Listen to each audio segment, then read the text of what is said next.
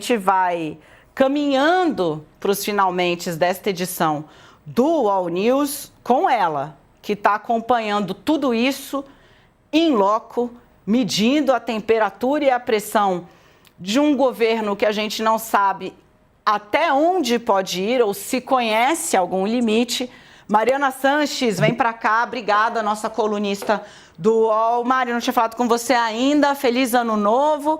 Que gracinha, né? Dia 3, assim, na verdade ainda era dia 2 para muita gente, não tinha dormido ainda e literalmente tiro porrada e bomba. Mariana, eu conversei aqui um pouco com uma colega sua, sei que vocês se conhecem, a Marina Dias, do Washington Post, sobre a reação do Congresso ao Trump. Eu queria que você trouxesse para a gente um pouco, como você tem muitas fontes na Secretaria de Estado, né, junto ali o pessoal do Marco Rubio, o que você está entendendo que pode ser o plano de gerenciar ou run, né, comandar, coordenar a Venezuela? Vai ser à distância?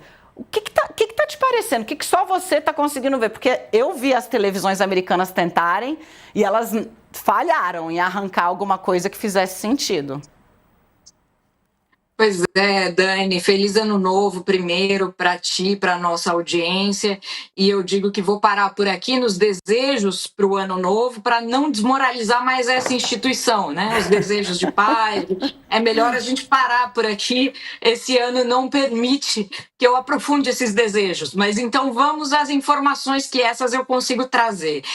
Pois é, Dani, eu diria para você o seguinte, o Marco Rubio, secretário de Estado, está fazendo um recálculo da rota ou tentando calibrar as palavras do presidente Trump, o que ele disse no sábado, naquela coletiva de imprensa, pouco depois aí da captura de Nicolás Maduro. O que disse o Trump naquele momento? Disse muito claramente que os Estados Unidos iriam sim governar a Venezuela, que ele levaria Washington para Caracas e que apenas depois de estabilizar o país, de refazer a infraestrutura do país para possibilitar a extração de petróleo, como desejam os americanos, apenas a partir daí haveria uma transição que ele chamou de uma transição própria e judicial, nos termos do próprio Trump.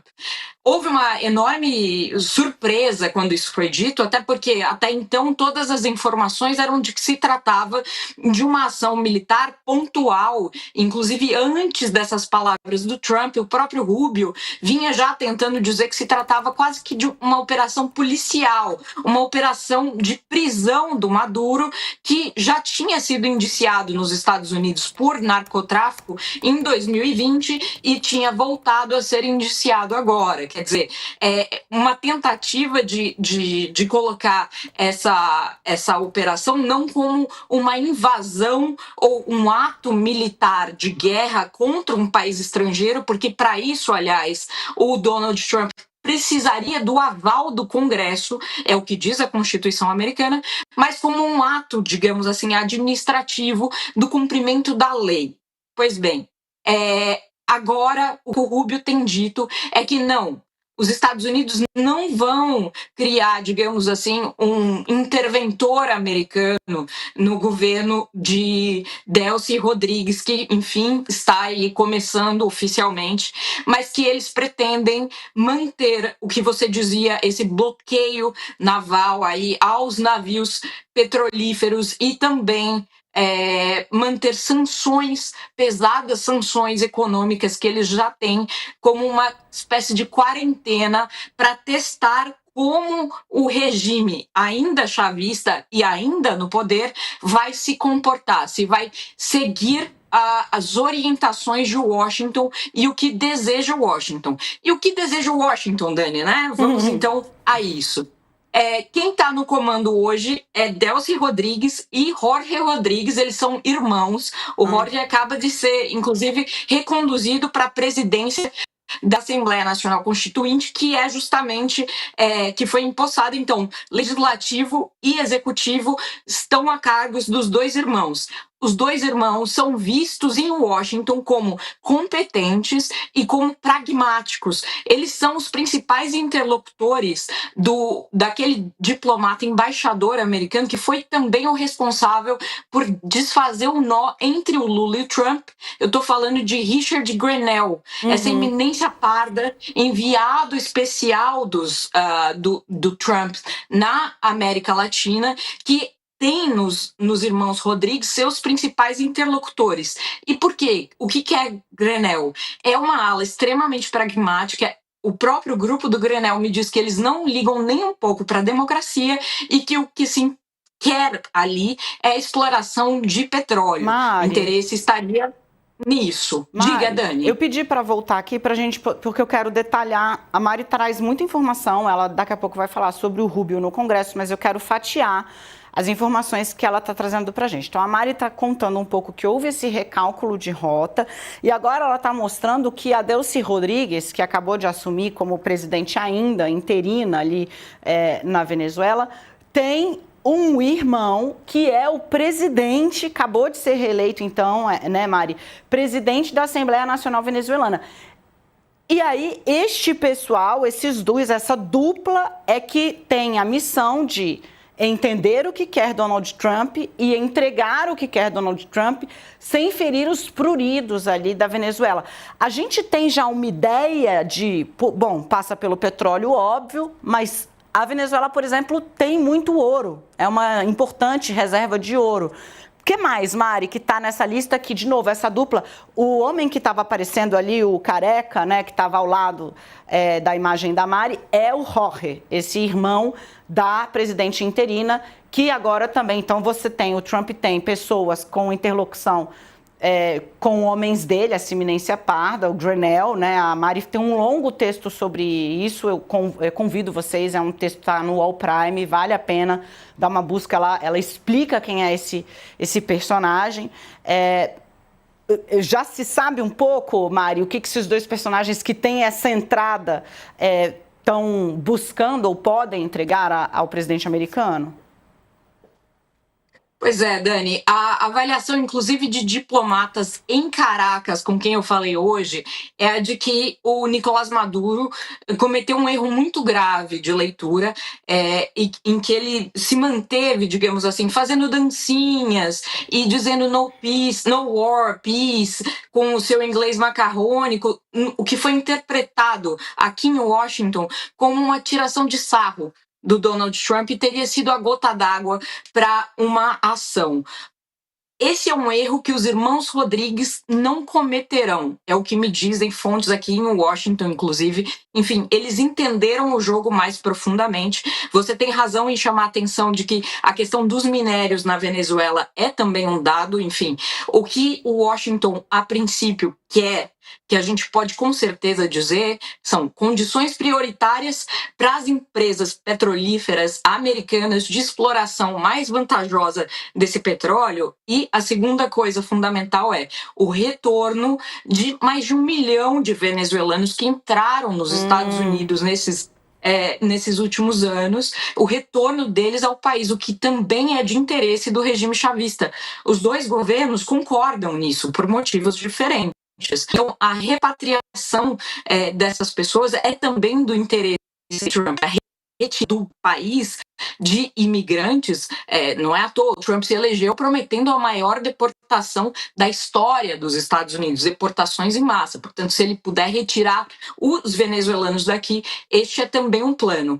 A Delcy precisa entregar essas duas coisas, e ela sabe que se não o fizer, bombas podem explodir na sua cabeça. Não há mais dúvidas em Caracas de que o Trump não está blefando. A grande questão, Dani, aqui é se ela vai conseguir governar com o apoio dos outros integrantes do chavismo que estão em tensão extrema, como o Diosdado Cabello, como o próprio Padrino, que é o responsável pelo exército. Por enquanto, estão todos no barco com ela, até porque a alternativa hoje não existe. Mas pode se chegar a uma conclusão de que, por exemplo, os irmãos Rodrigues foram responsáveis eventualmente por algum tipo de traição ao Maduro, e a gente pode ver ruir essa organização política incipiente, né, que está surgindo agora. São as cenas dos próximos capítulos, Dani. Ô Mari, deixa eu então usar e abusar aqui da sua presença. Vamos falar um pouco de clima.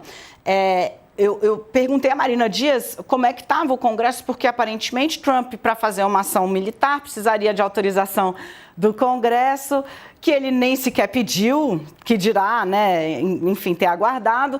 E aí hoje, então, me parece, você vai dizer se eu estou certa, se eu estou errada, o Rubio vai apresentar um relatório numa sessão fechada, né, uma classified ali, uma coisa sigilosa, digamos assim. É para acalmar um pouco os ânimos, Mari, do parlamento? Com certeza, Dani. Aliás, uma parte, né, Marina Dias, sua amiga, minha amiga, né, excelente jornalista, enfim, uma colega que dá gosto, eu tive com ela aqui na correspondência em Washington e tenho saudades, mas fechado a parte. É isso mesmo, na verdade o Rubio deve estar lá agora mesmo no Congresso. Ele tinha esse briefing, né, como a gente chama, enfim, essa quase que uma pequena palestra para passar os detalhes que são hoje, detalhes que não podem ser públicos, né, porque colocariam em risco, inclusive, enfim, a segurança aí dos agentes responsáveis, são detalhes da operação. E qual é a preocupação? A preocupação é a seguinte, Dani, como eu dizia, a Constituição diz que um ataque ou uma iniciativa de guerra, a Constituição americana, né, exige o aval do Congresso. Do ponto de vista do direito internacional, muito pouca gente hoje questiona que, de fato, a iniciativa de Trump na Venezuela foi ilegal. Não existe uma justificativa dentro do direito internacional que permitisse essa operação. Mas a questão, e o que preocupa a gestão Trump, é se garantir, digamos, garantir a legalidade dentro de casa. Então, o que eles vão tentar fazer? O que eles estão tentando fazer? Estão tentando caracterizar esta operação como uma operação policial, como aquelas operações da Polícia Federal para prender alvos, algo nesse sentido. Porém, milionária, com 150 aviões, né, com dezenas de helicópteros, uma operação, enfim, surreal de potente para capturar Nicolás Maduro, que é acusado aqui nos Estados Unidos de narcotráfico, de armas, de deter armas de destruição, enfim. Inclusive, hoje se disse inocente diante do juiz federal, né? A primeira vez que ele esteve diante de um juiz. Então, Marco Rubio está tentando acalmar, porque mesmo os republicanos, logo depois da operação, vieram questionar publicamente qual seria a justificativa de Trump para tomar tal medida sem o conhecimento do Congresso. A gente não está falando nem de aval, mas os congressistas não foram informados, Dani, de antemão de que haveria operação, sequer a informação eles tinham. O Marco Rubio pegou o telefone 2 horas depois, quando a operação acabou e o Maduro já estava sob a custódia dos agentes americanos. Então o Rubio pega o telefone e sai ligando para os congressistas para avisar o que a administração Trump tinha acabado de fazer. E desde então ele está tentando apagar esse incêndio, porque, claro, o Congresso tem o poder de questionar, né? A gente lembra, porém, que hoje o Trump detém a maioria, tanto na Câmara quanto no Senado. Aliás, as atitudes de Trump são bastante arrojadas se a gente considerar que em novembro haverá eleição de meio de mandato que vai renovar a Câmara e também uma parte do Senado, e ele pode vir a perder a maioria. Quer dizer, é um governo hoje impopular, que estava em baixa por conta de questões domésticas, de pressão inflacionária, de custo de vida, e tentou uma ação que pode tanto trazer benefícios quanto custos para esse processo eleitoral, que pode levar, inclusive, à perda da maioria que o Trump tem hoje, tanto na Câmara quanto no Senado, Dani. Ô, Maria, eu quero falar mais de eleição com você. Antes, eu vou fazer o seguinte. Você que está com a gente na TV, calma. a Mariana Sanches não vai deixar de entregar para você o ouro também. Mas a gente vai fazer uma pausa muito rapidinha. Para você que está comigo na internet, você sabe, aqui a gente não para nunca, em todas as plataformas.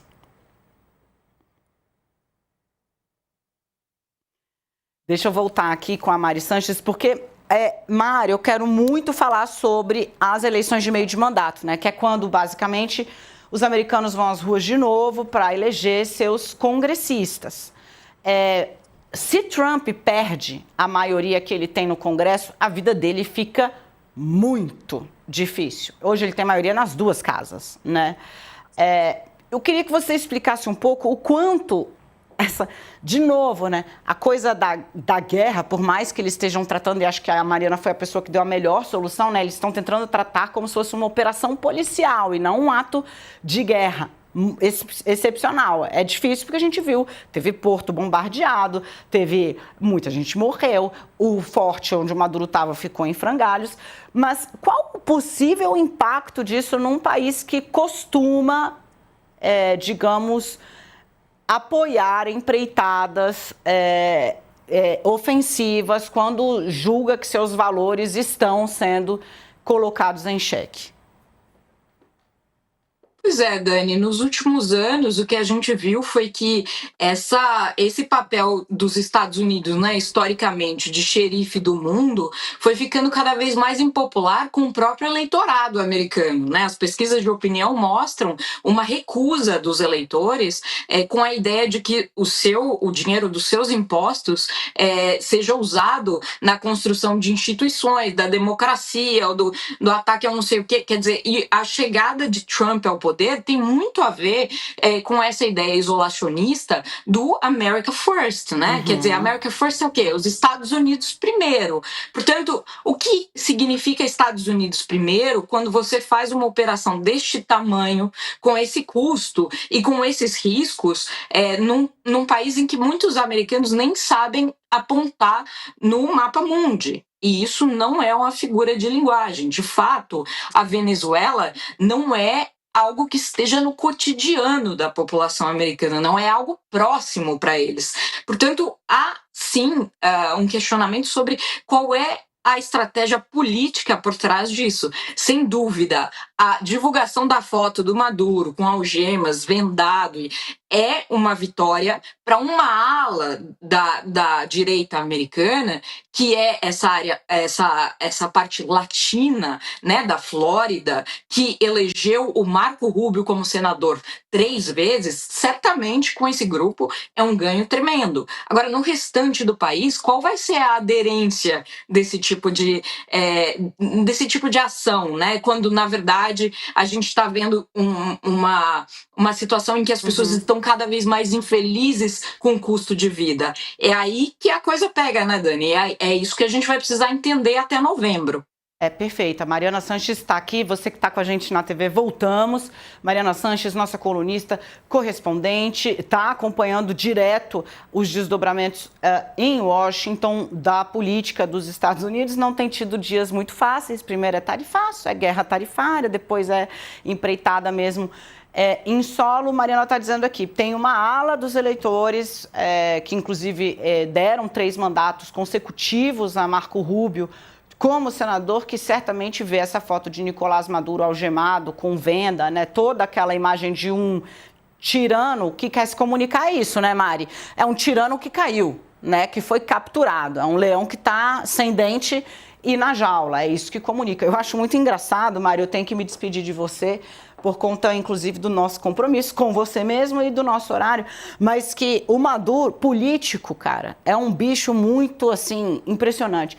Não sei se... Mariana com certeza viu, né? Mas quando o Maduro desembarca e entra ali, chega, né, no local onde ele vai aguardar essa primeira audiência, dizem para ele, né, bem-vindo, falam para ele em espanhol, os soldados que estão escoltando e que estão recebendo, e ele anda e fala, boa noite, good night, good evening, buenas noches. Ele vai cumprimentando as pessoas como se nada, entendeu? Porque é isso, assim, cair do cavalo pode acontecer, passar o recibo, ele tentou não, né? Era difícil, mas ele tentou. Senhoras e senhores, Fora a fala. altivez, né? O que... Fora a altivez, né, Dani? Eu notei que ele desce do helicóptero e já rapidamente ajusta o pescoço para não ficar nem curvado, nem, né? 90 graus. Assim, todo ladeado de agentes, mas mantendo a compostura, né? Gente, Mariana Sanches, senhoras e senhores, muito obrigada, querida. Contamos com você aqui sempre. Até mais.